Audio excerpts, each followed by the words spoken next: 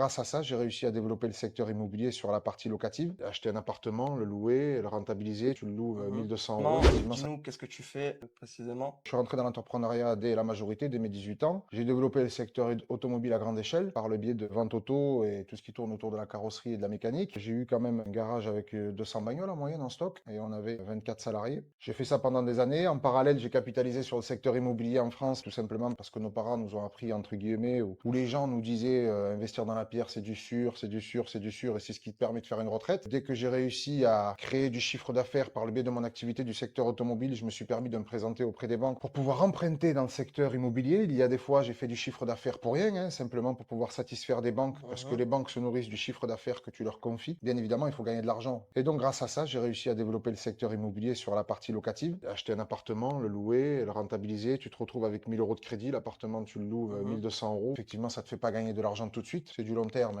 Tu as investi dans l'immobilier. Premier investissement. Et ensuite, J'ai fait un appartement, 2 appartements, 3 appartements. Et aujourd'hui, on a quand même, de là où on vient, un parc immobilier assez cohérent. Je pourrais pas me permettre donne-nous de des dire les choses chiffres. aujourd'hui, mais quand même très français avant tout. Donc, déjà, Il tu as veut pas réussi à parler, me il veut mettre pas devant une parler. caméra. Mes chiffres, on s'en fout un petit peu. Je peux expliquer comment ça se passe. Where we at now?